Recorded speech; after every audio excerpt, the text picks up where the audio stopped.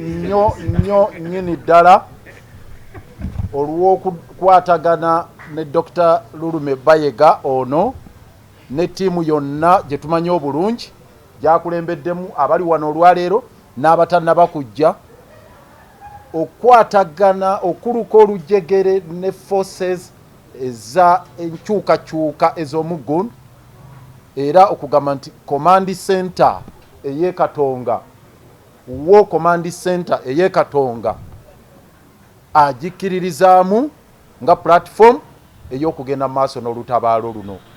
Tuli basanyufu nnyo ku lwange ng'omuntu Dr. Lulume tuwangadde ebbanga ddene kuviira ddala Makerere University nga bwe mbagambye ne Muhoro nga tusulamu mu Lumumba nga ye Ssaalongo waffe mu Nkoba za Mbogo UID ne tugirafuubana ne tugibeeramu ebbanga lyonna mu DP tuyise mu biwonvu n'emigga byonna bye tuyiseemu ebirungi n'ebizibu na buli kimu okutuuka wano we tutuuse ate okuggulawo chapter empya olwaleero nga tuggulawo chapter empya nga Dr.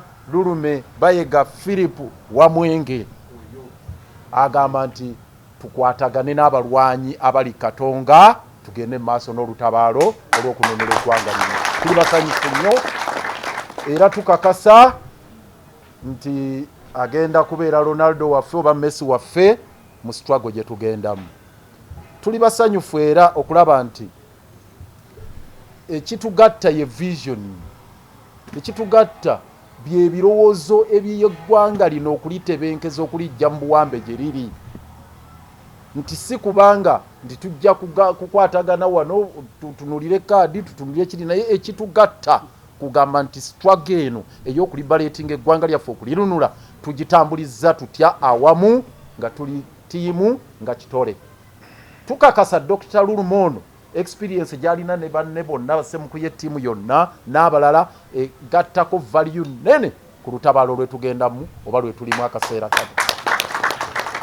Jalo okumaliza mbagamba nti wetwali ku Africana nga tusayininga memorandum of understanding n'aba aunt twabannyonnyola nti enteekateeka ez'okukwatira wamu ffenna forces of change zigenda mu maaso nti era eyo yali ntandikwa.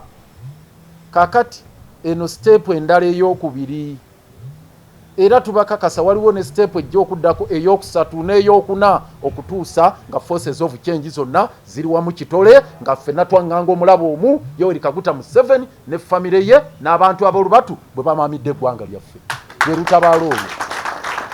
So Dr. Lulume you are most welcome. Tukusanyukidde wano wakaawo wano ye command center, feel free ne team yonna okulaba kyonna ekinaatambula tugende nakyo mu maaso.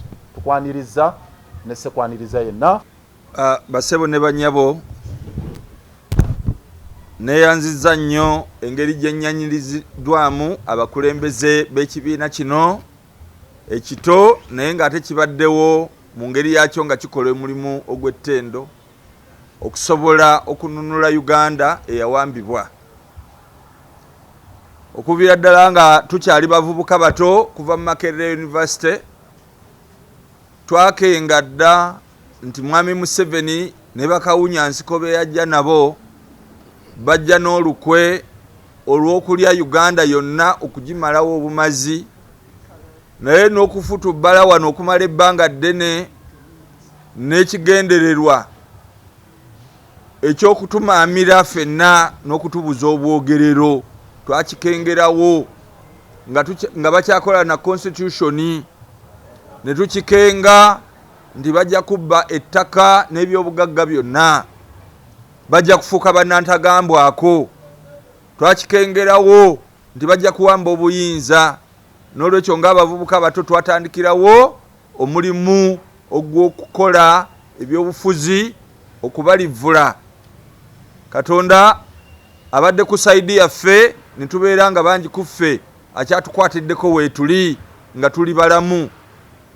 Bye twalanga edda ng'abantu batuyita n'abavubuka balalu bye bino ebigenda mu maaso olwaleero nti omuntu asobola okutwefunza emyaka 4 ng'ate akyayagala okufuga okutuuka lukuusi lwali muggwerako.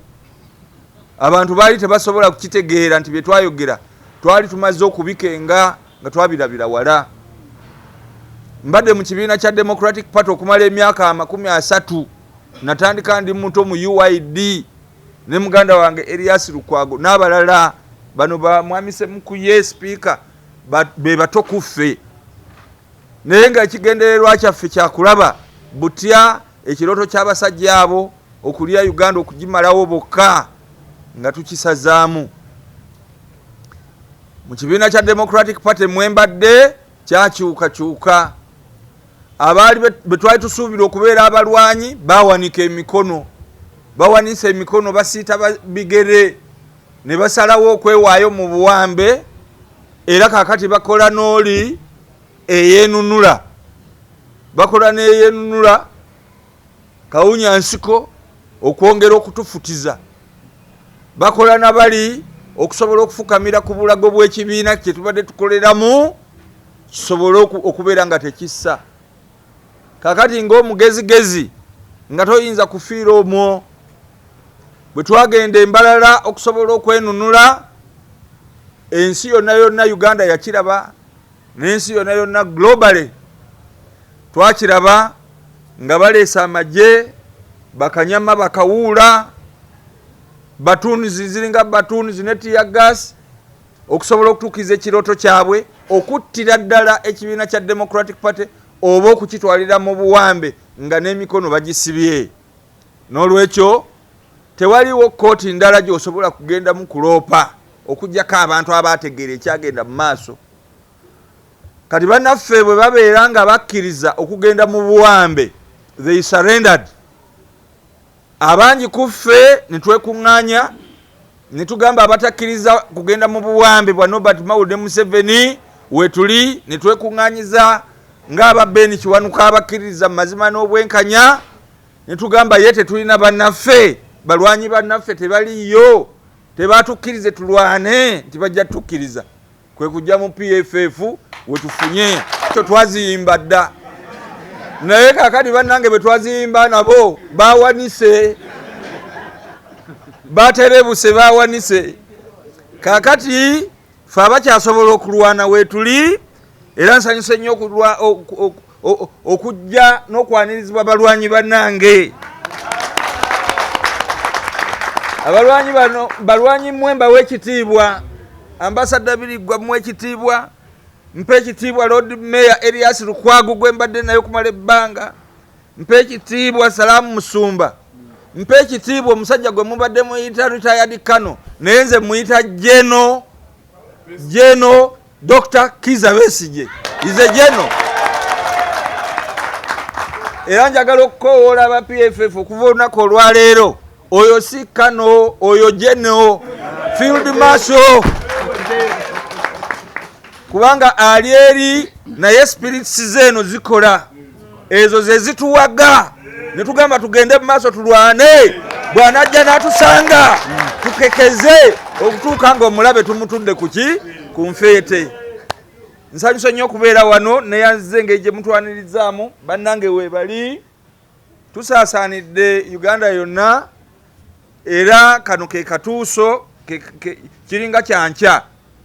Mulinde ekyemisana bwe kinajja n'olunaku olw'enkya nga tuyitiddwa mu bungi. Mukama waffe Ssebo party leader, mujja kulaba nti Sere amaze okwanya, era tujja kubeera wano tuli basanyufu okulwana olutalo luno. Mukama abeere nammwe.